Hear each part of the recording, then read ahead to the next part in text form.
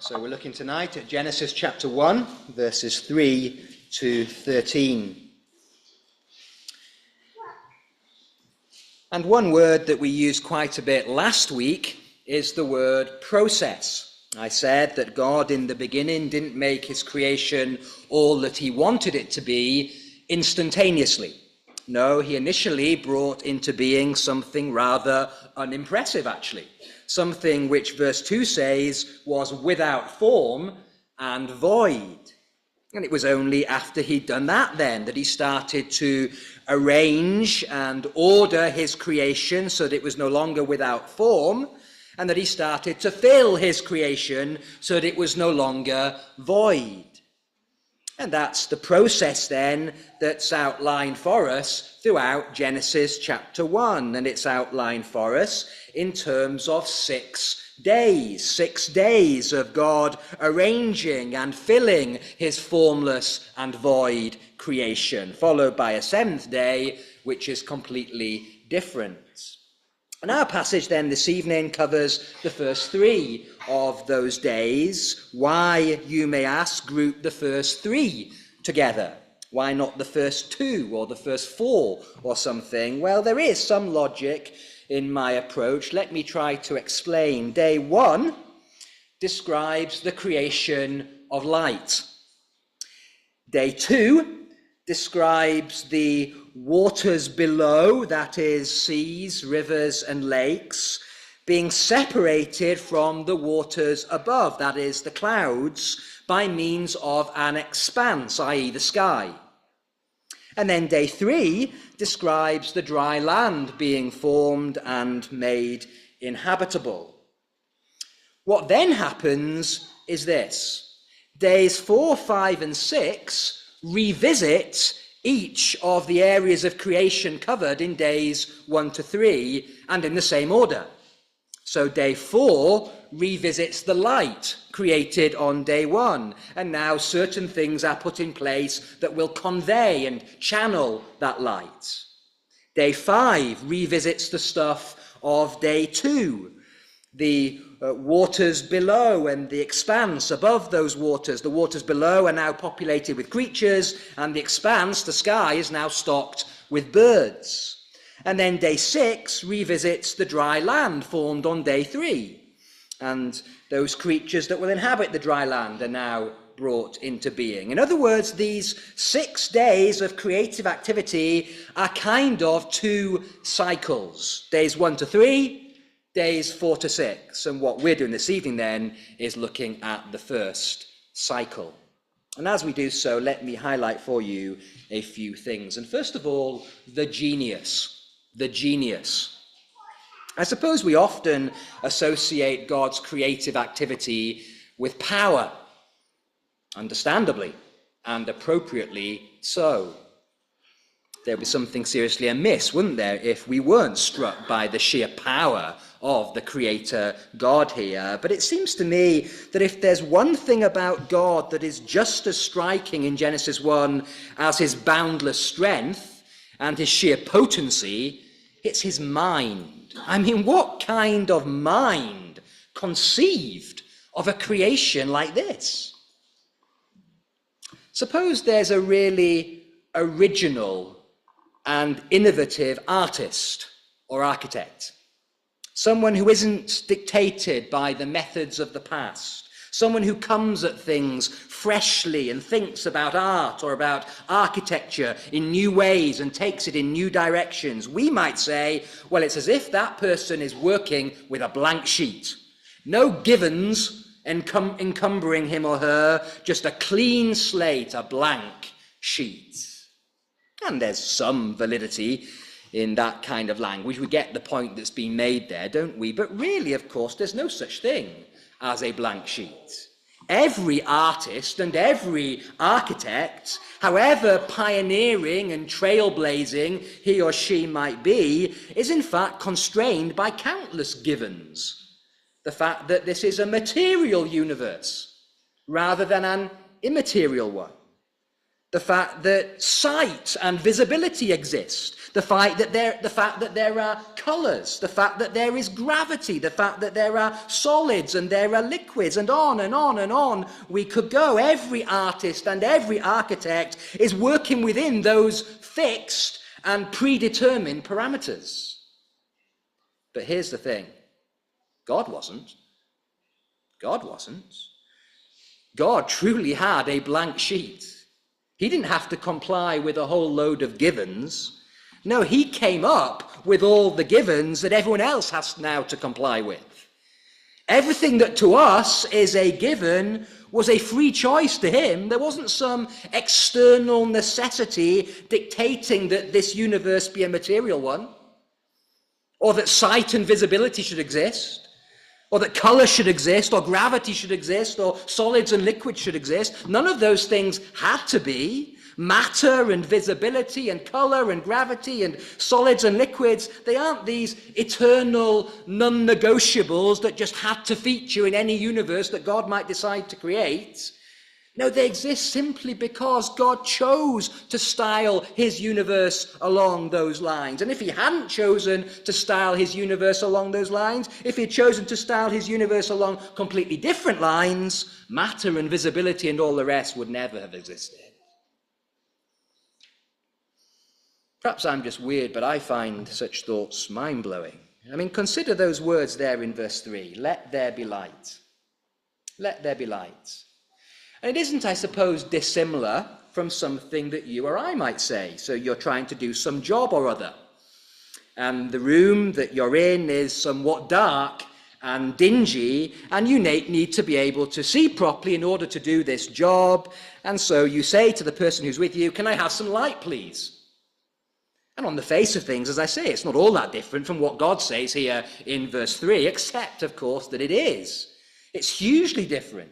When you say, "Can I have some light, please?" you say that because light is a thing. It's a concept which predates you saying those words. It's something indeed to which you were introduced, first of all, many years earlier when you emerged from the darkness of your mother's womb into some brightly lit maternity ward. When God says, "Let there be light" here, it isn't just that at that moment his universe lacks light, the way that that room where you're doing your job lacks light. No, when God says, "Let there be light," there isn't even a concept of light.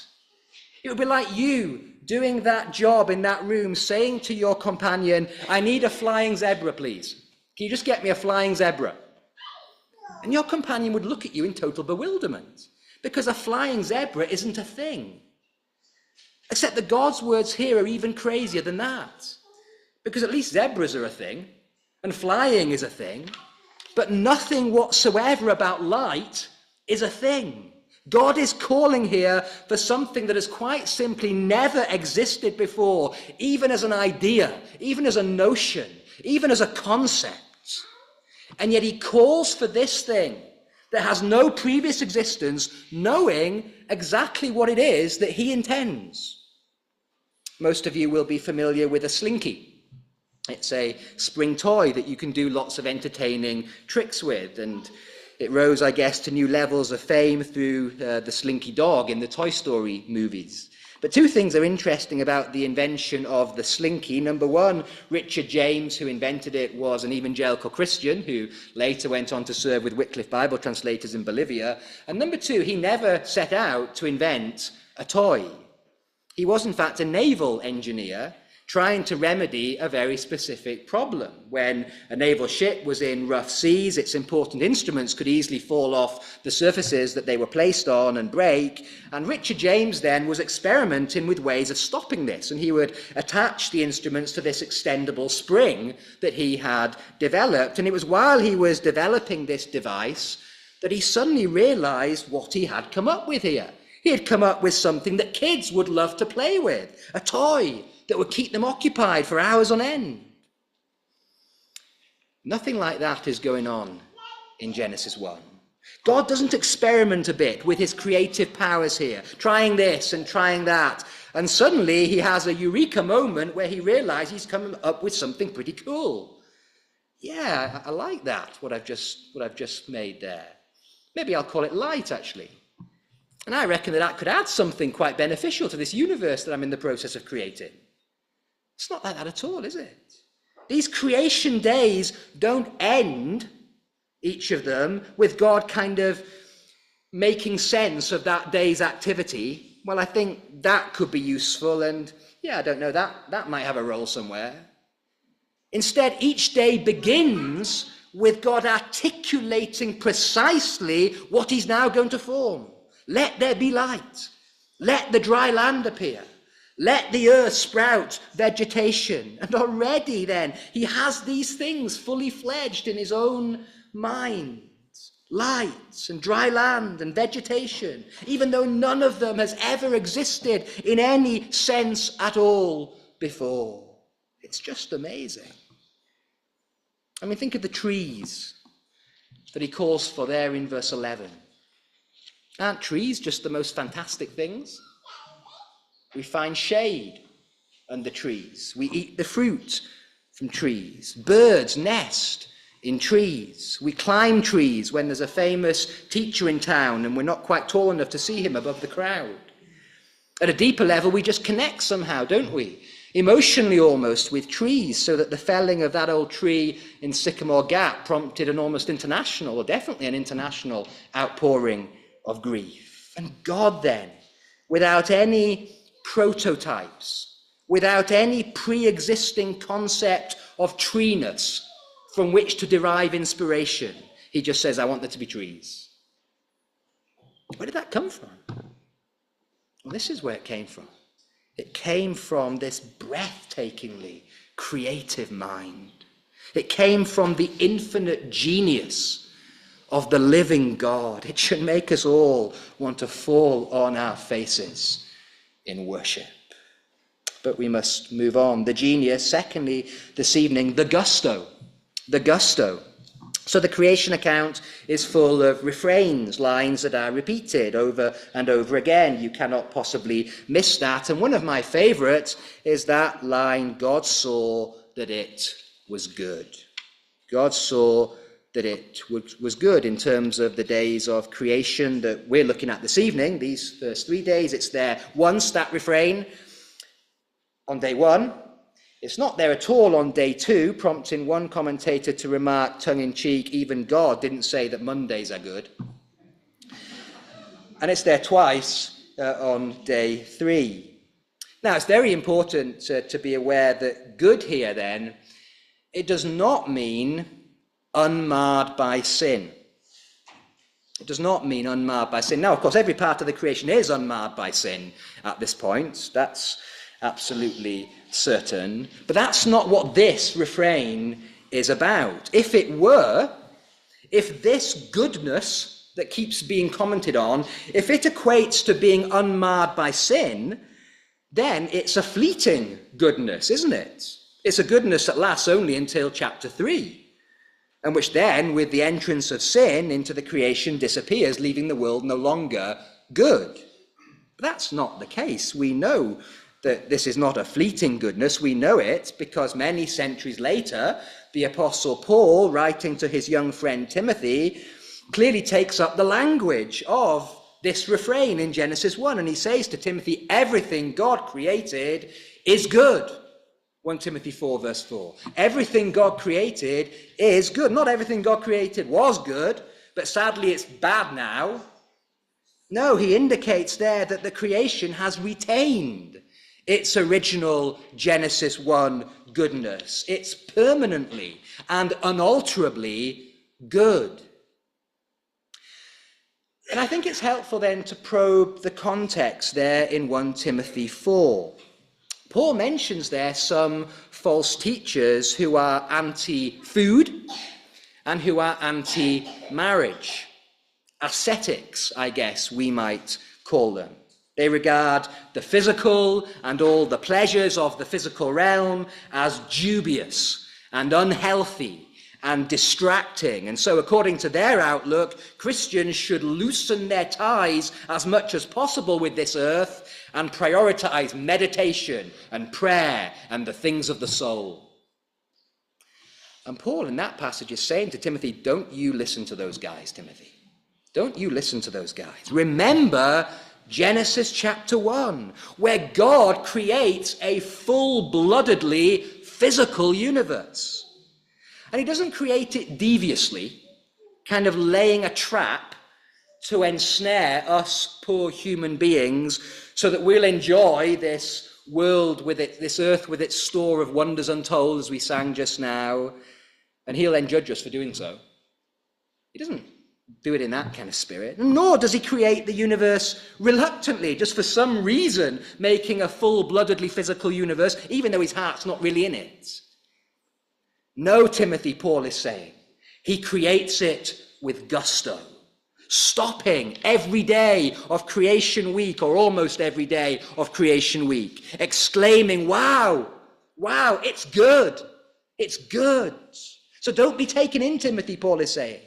Don't concede an inch to those false teachers obsessed with spirituality, obsessed with soul things. Revel in matter, Timothy. Revel in soil and stone and skin, Timothy.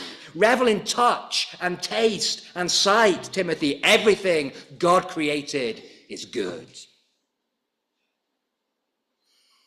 And that message is for us as well as for Timothy.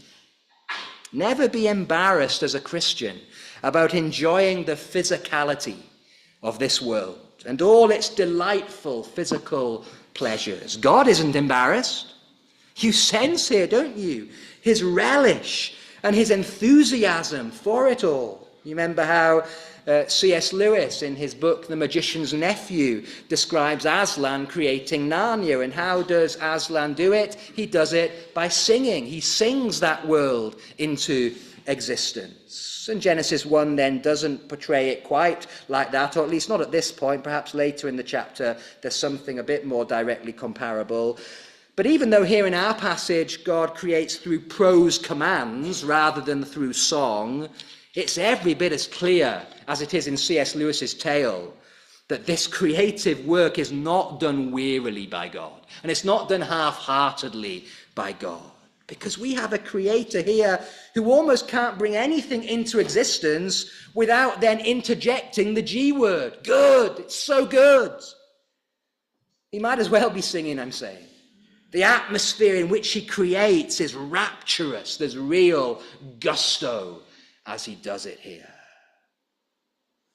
Listen to what John Calvin says about the saw that it was good refrain.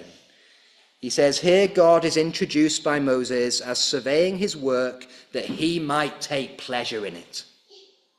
Therefore, Calvin continues, nothing remains for us but to acquiesce, that is, to agree in this judgment of God. He says, man ought to apply all his senses, strong language, man ought to apply all his senses to the admiring contemplation of the works of God. And by the works of God there, he means creation. And so let me ask you, as John Calvin isn't here this evening to ask you, let me ask you, do you apply all your senses to the admiring contemplation of God's creation? Are you acquiescing fully in God's verdict? It is good, it is good, it is good. Later on, actually, Calvin goes on to talk about the subject of astronomy. And this is what he says. He says, astronomy isn't only pleasant, but also very useful to be known. It cannot be denied that this art unfolds the admirable wisdom of God. Wherefore, as ingenious men are to be honored who have expended useful labor on this subject, so they who have leisure and capacity ought not to neglect this kind of exercise.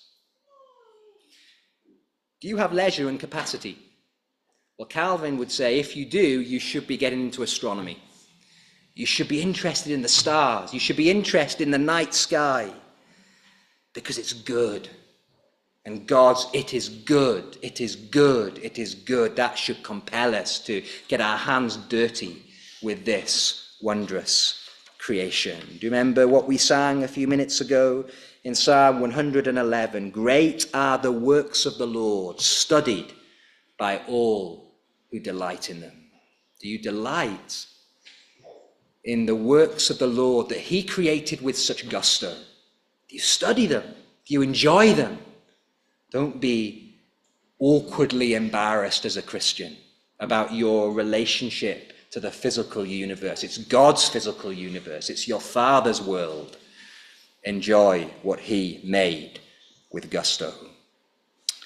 The genius, the gusto. Thirdly, the scene in the gulf.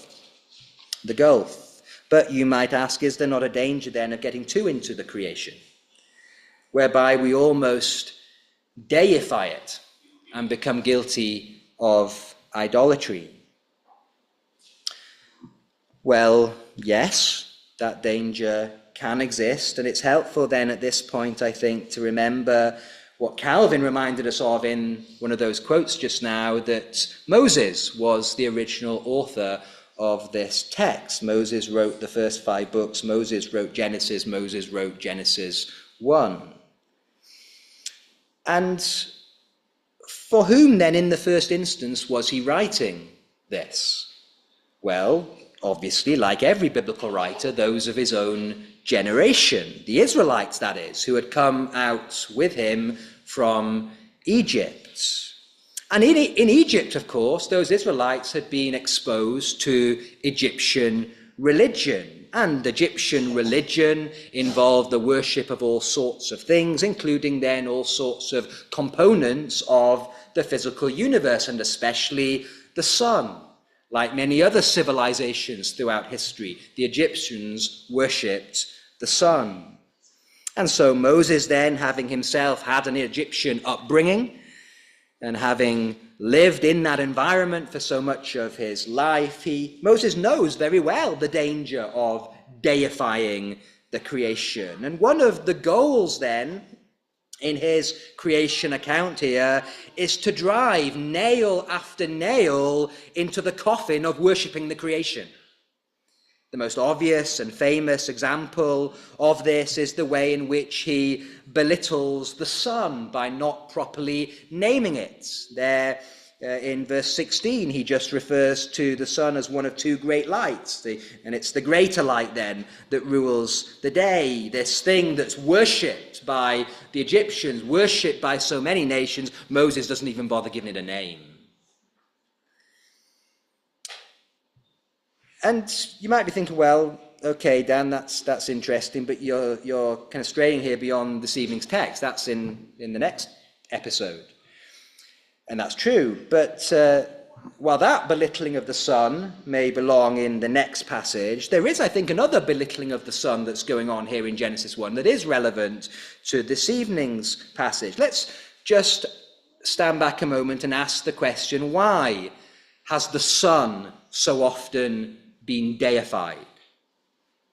And I guess partly it's just its sheer visual impressiveness, isn't it? I mean, the sun is just extraordinarily impressive visually, almost unmatched by anything else, I guess, in all of creation. At the minute when I set off to walk here on a morning, the sun is very low in the sky, and walking out of Reynolds Avenue, I can't see it. Walking along Killingworth Drive, I can't see it. But then I get to the roundabout at the top of Park Terrace, where Paul and Naomi used to live, and suddenly I see the sun, and though it happens every morning, I still kind of gasp every time. It's just there, and it's so enormous, and it's so bright, and it's so astonishing. So that's one reason why human beings have worshipped the sun, because it's so visually impressive, but also, of course, because it's so necessary. I mean, everything depends on this source of energy and heat and light, and there's something, I suppose, very godlike then about that degree of necessity and that degree of dependence by everything else on it. And that then may be why one of those things that I just mentioned then, energy, heat, light, actually in creation precedes the sun, doesn't it? By 3 days. Light in our text, day 1, the sun, next time's text, day 4. And Calvin then, again, comments on this. And he writes these words. He says, "To nothing are we more prone than to tie down the power of God to those instruments, the agency of which he employs. He says the sun and moon supply us with light. And in our notions, we so include this power to give light in them that if they were taken away from the world, it would seem impossible for any light to remain. Therefore, the Lord, by the very order of the creation, bears witness that he holds in his hand the light, which he is able to impart to us without the sun and moon. We may learn from the order of the creation itself that God acts through the creatures. So he works through the sun and the moon, not as if he needed external help, but just because it was his pleasure. Thus says Calvin. And so I'm saying then, yes, there is a danger. There has always been a danger. And many civilizations in this world show us the danger of deifying the creation. But here within the creation account itself, we have these safeguards. And we have these helps that we won't deify the creation. The sun, later on, as we've said, just being belittled, just a title that's very functional. But then also what is here in our text, the way in which light precedes the sun, showing that the sun actually isn't as necessary as we might think it is. God can work outside the sun if he wants to work outside the sun. He can bypass the sun if he wants to bypass the sun. Because God is God, the sun isn't God. That's the point.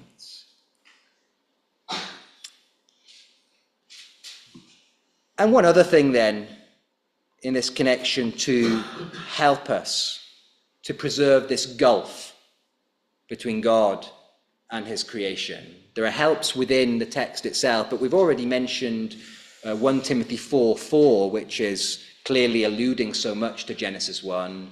For everything God created is good, Paul writes to Timothy. But he doesn't stop there. He continues, and nothing is to be rejected, marriage, food, the things the false teachers were rejected, if it is received, I'm quoting the NIV here, it's probably similar in the ESV, with thanksgiving. If it is received with thanksgiving.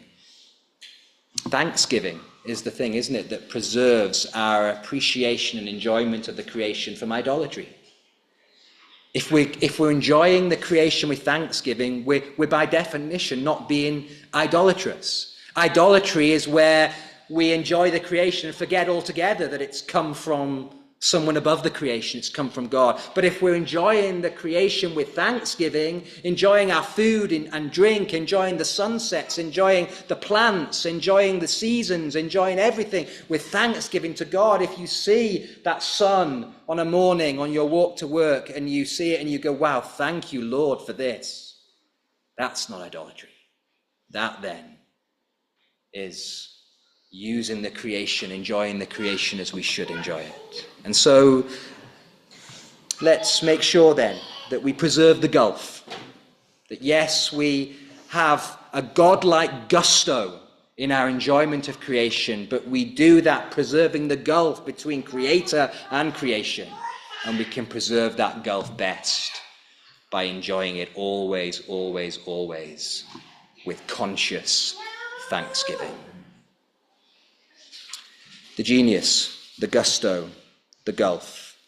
Fourthly and finally this evening, the glimpse. The glimpse. Now we all know what is going to happen to this creation that we see emerging here in Genesis chapter 1. We said, very importantly, I reiterate that it's not going to lose its intrinsic goodness. There is a goodness that God is commenting on in this refrain that has never gone away. But of course, something is going to happen to the creation. In Paul's language elsewhere in Romans 8, it's going to be subjected to frustration. In that same passage, it's going to be put in bondage to decay. In the language of Genesis 3 itself, it's going to be placed under a curse. And that's all tragic. But thankfully, of course, it's not the end of the story. And there is going to be, to use Paul's language again, and he uses this phrase twice in his letters, there is going to be one day a new creation. When? When is there going to be a new creation? Well, instinctively we answer at the end, that day that we touched on this morning, the day of visitation. And that's true, and that's the main and the best answer to the question, but it's not quite the whole truth. Because there is a sense then in which the new creation is not only future, there is a sense in which the new creation has already for us this evening begun. There is a sense in which those words spoken in the beginning, "Let there be light," have already now crossed God's lips in a new way, in connection with a new creation. And you all know to what I'm referring there. 2 Corinthians chapter 4, verse 6. And Paul there talks about our conversions to Christ. And he uses the language of Genesis 1:3 to describe what happened when you became a Christian. And God, as it were, said, "Let there be light," and he shone the light of the glory of Christ into your hearts. And so, at every conversion then, the new creation is happening. It's taking shape. It's evident. And at every conversion, God says again, as he said at the beginning, "Let there be light," but he says it now in a new and higher way. And so my fourth heading is the glimpse, and let there be light then. At the beginning of the old creation, it's glimpsing, it's giving us a glimpse of those words being respoken at the outset of every Christian life.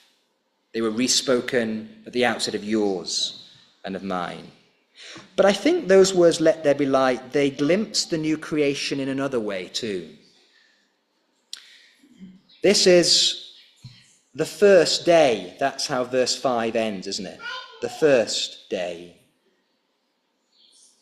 It's a day on which darkness prevails, and then suddenly God intervenes and light explodes into the darkness.